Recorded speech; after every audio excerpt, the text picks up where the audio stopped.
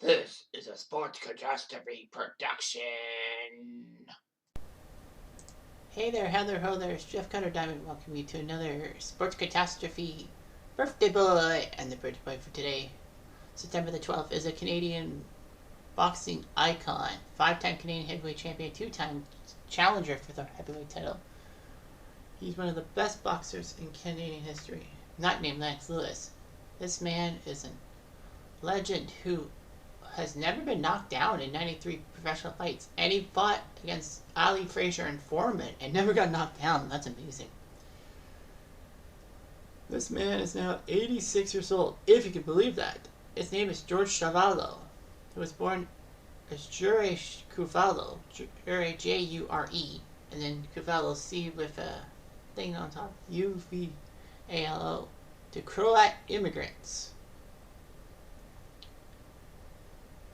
He was a very good boxer. He turned pro in 1956 and actually knocked out 4 opponents in one night to win a heavyweight tournament that Jack Dempsey sponsored in 1956. Yes, that Jack Dempsey.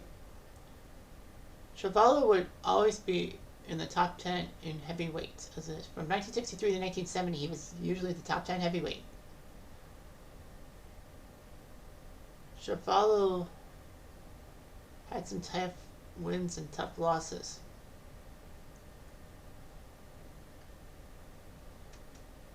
He lost to Sola Foley and Bob Baker.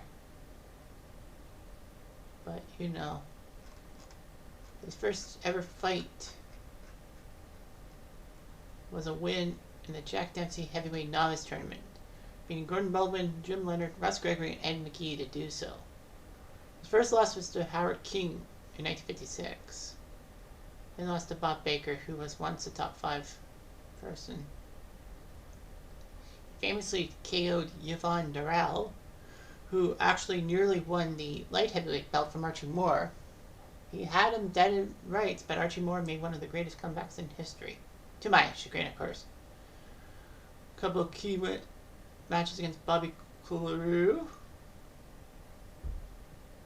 for the Canadian Heavyweight Championship and lost it to Couleru.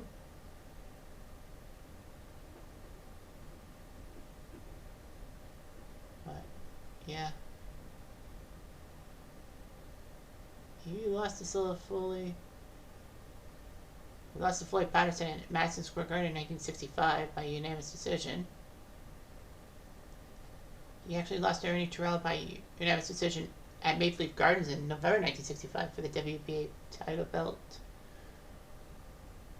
Lost to Oscar Bonifino by majority decision at Madison Square Garden June 66. Got TKO'd by Joe Frazier at MSG in 1967. Lost to Buster Mathis at Madison Square Garden in 1969. KO'd Willie Tiger in Detroit. Lost to George Foreman by TKO in round 3 at Madison Square Garden in August 1970.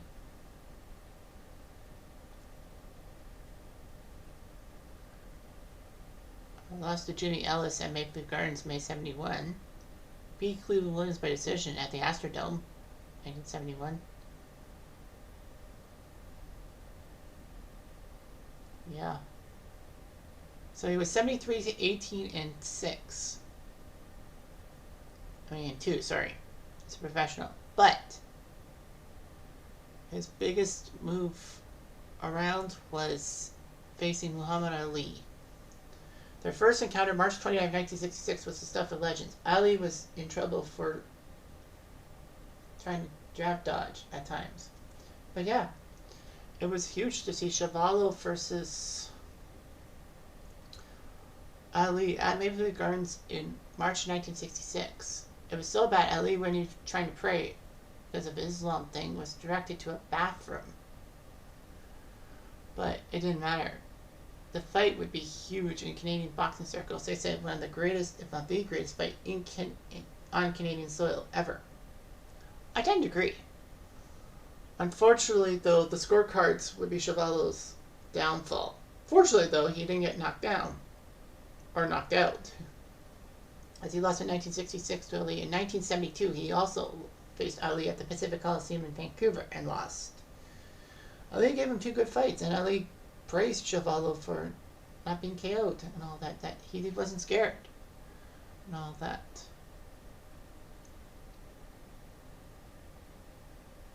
There was a documentary film in 2003 called The Last Round, Chuvalo vs. Ali. And it centers on that 1966 boxing match at MLG. All that.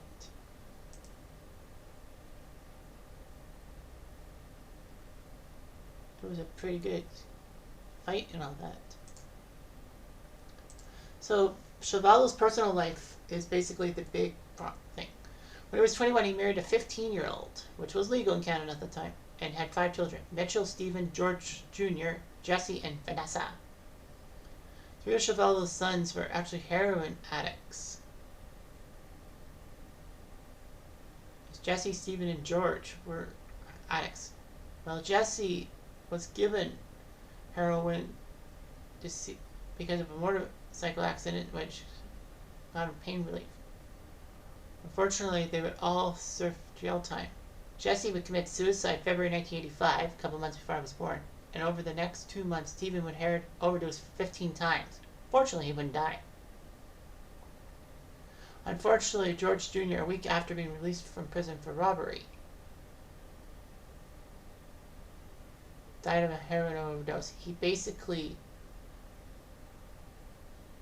wanted to be closer to Jesse because Jesse was the one who gave him the heroin in the first place. Unfortunately, 4 days after George Jr.'s death, Chuvalo's wife actually committed suicide November 4th. It was like, what the heck is going on? So George Chuvalo not only had to lose his second son to a heroin overdose, he lost his wife to suicide. Fortunately, Stephen would die of a heroin overdose in August of '96, and he was trying to get into Russian literature from Queen's University. Chuvalo experienced suicidal thoughts. I mean, after all, his 3 children were dead because of this. It was horrible and all that. And Chuvalo was in distress.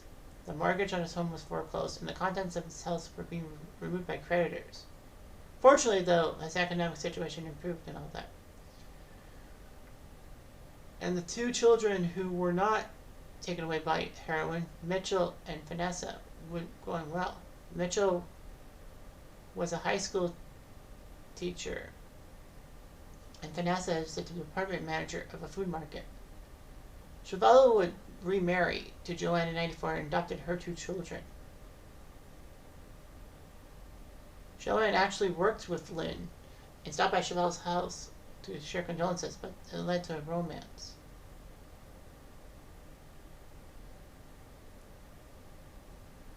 Anyway, there's been a lot of legal battles because of Chuvalo's cognitive abilities and all that.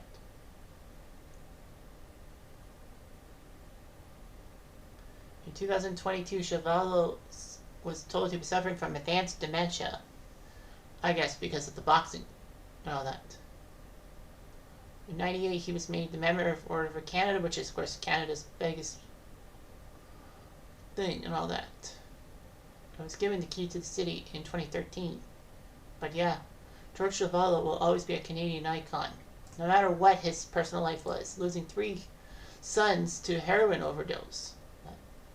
I'm just sad. And he's still alive. And he's still a Canadian boxing icon, so why not? Anyway, I'm Jeff Diamond.